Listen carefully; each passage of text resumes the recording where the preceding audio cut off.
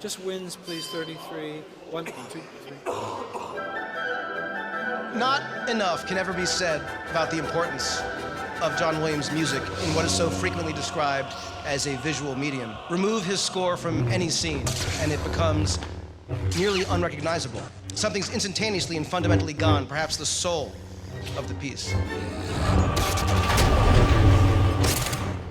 Hi, I'm Danny Boyd, and this is CinemaStix, a celebration of film and film form. No matter what age you are, if you've watched a lot of movies, then you probably grew up on the music of John Williams. He's the man behind Jaws, Superman, Indiana Jones, Harry Potter. But if you know Williams' work at all, then you know Star Wars. So today, I want to talk about one of his best pieces, and what it is that helps it elevate a good scene into one of the most memorable in the series. This is a quick look at Duel of the Fates.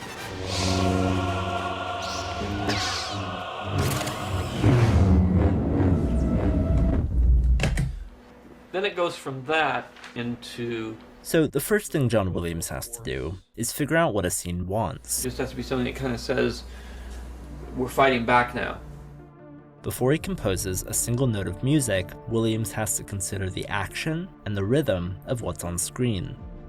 And I just felt the way that George has staged that at the top of that great stage or stairway, I don't even know what to call it, the way it's done, and is so dramatic and so like a great pagan altar, if you can imagine that the whole thing seemed like a dance, a ballet, a religious ceremony of some kind, probably ending in the death of one of the combatants, you know? Williams didn't just want conventional action music accompanying a fight, but rather something grand, a choral opera that would reinforce the sense of a mystical contest between good and evil, the very essence of what Star Wars is. The decision to make that choral was just the result of my thinking that it should have a kind of ritualistic or quasi-religious feeling to it, if you like, and that the introduction of a chorus might be just the thing. 1, 2, 3.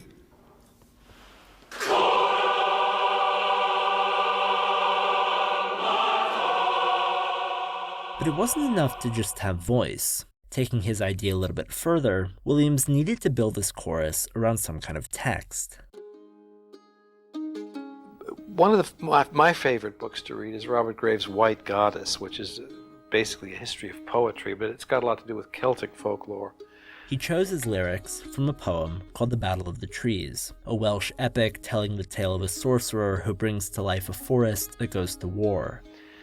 And there's a stanza in the poem translated by Graves from the early Celtic into modern English, which is roughly under the tongue root, a fight most dread, while another rages behind in the head. And for no conscious, sensible reasons, the idea of a fight, something raging and imagined in the head more than anywhere else, seemed to be a good, mystical, cryptic piece of business. The final words used in Duel of the Fates are essentially a reduced version of their original stanza, with only key syllabic combinations repeated: dreaded fight, battle in the head, translated first back into Celtic, then into Greek, and finally into Sanskrit. I think always kura, ratama, all of that. I've chosen these Sanskrit words because of the quality of the vowels. Do it again, please. But before we look any more at form, we have to consider function. So. That's better. Chorus, 1 second. Duel of the Fates is an example of a leitmotif, or an associative theme, a musical piece or phrase used periodically in a film to cue us in to events, central ideas, or recurring characters. For example,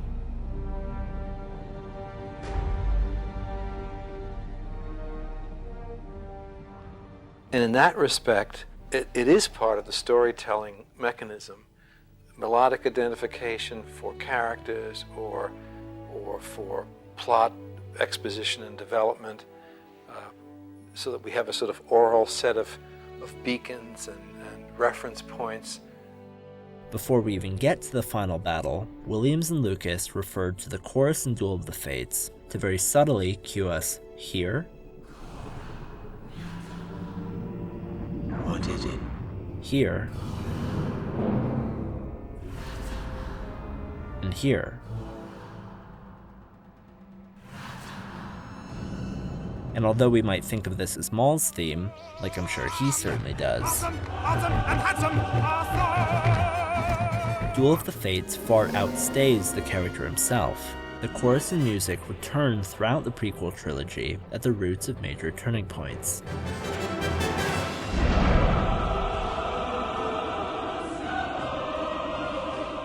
There's something else that makes Duel of the Fates different from most of Williams' leitmotifs in Star Wars. It's an action theme, and typical of action cues, it's built around an ostinato. This part. Where most major themes are melodic in nature, an ostinato is tight, short, and highly repetitive. That isn't to say Duel of the Fates has no melody. It has a beautifully haunting melody, which, in conjunction with the ostinato, joins the chorus in comprising Duel of the Fates' three main musical ideas. It's that Williams manages to make his ostinato as memorable as any melody or chorus, however, that's testament to his craft. Hello, that's my theme song. Can somebody say diva? But in fact, the key to any great John Williams score is repetition. It's why we can identify his themes even without context. Repetition in music is what gives us something to latch onto, to get excited about. It gives a piece its identity, and if it's simple enough, it makes it memorable. And then you can build on it. If it's simple and if it's memorable and you hear it in the second reel and then you hear it in the fourth reel, you remember in the fourth reel that you've heard it in the second. There's a wonderful sense then that the audience would say, not consciously aware of an inevitability, of something that they might even have predicted themselves.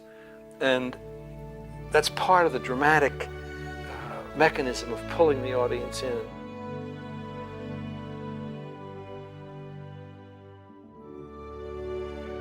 It's true, not enough can ever be said of the importance of John Williams' music in film. His work gives life to what could only ever otherwise be a dream. Without John Williams, bikes don't really fly, nor do brooms in Quidditch matches, nor do men in red capes.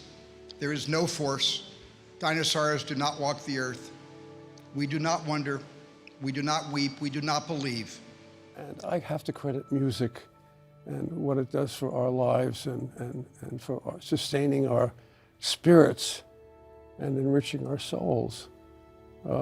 It's like great poetry, like great literature. It's something to live for and to live by.